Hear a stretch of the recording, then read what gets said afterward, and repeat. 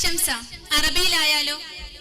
ആശംസ അർപ്പിക്കുന്നതിനായി സൽമാനുൽ ഫാരിസിയെയും സെയ്ദ് ബിൻ സാബിത്തിനെയും ക്ഷണിക്കുന്നു. അസ്സലാമു അലൈക്കും വറഹ്മത്തുള്ളാഹി വബറകാതുഹു. അൽഹംദുലില്ലാഹ് വസ്സലാത്തു വസ്സലാമു അലാ റസൂലില്ലാഹ്.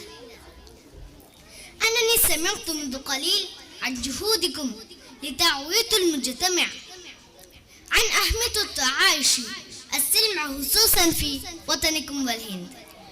പ്രിയപ്പെട്ടവരെ, കുറച്ച് സമയം മുമ്പ് സൗഹൃദ ജീവിതത്തിൻ്റെ പ്രാധാന്യത്തെപ്പറ്റി സമൂഹത്തെ, പ്രത്യേകിച്ചും നമ്മുടെ രാജ്യമായ ഇന്ത്യയെ ബോധവൽക്കരിക്കാനുള്ള നിങ്ങളുടെ ശ്രമത്തെ പറ്റി കേൾക്കുകയുണ്ടായി.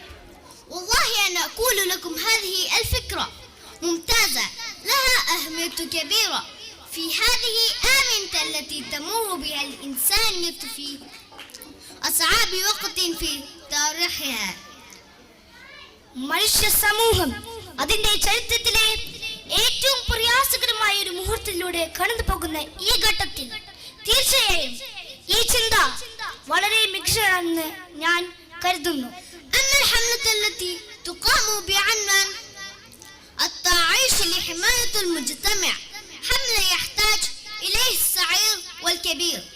സാമൂഹ്യ സുരക്ഷയ്ക്ക് സൗഹൃദ ജീവിതം എന്ന ക്യാമ്പയിൻ വലിയവർക്കും ചെറിയവർക്കും അനിവാര്യമായ ഒന്നാണ്.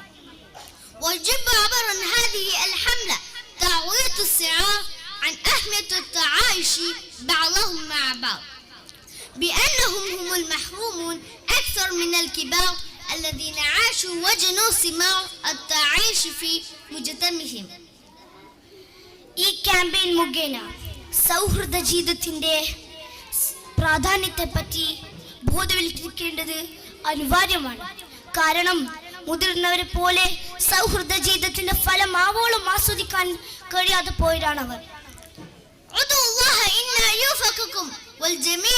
وأن يلهمنا روح تعايش السلم مع بعضنا لنبني عالما جديدا يفيض فيه الاحترام والمحبة.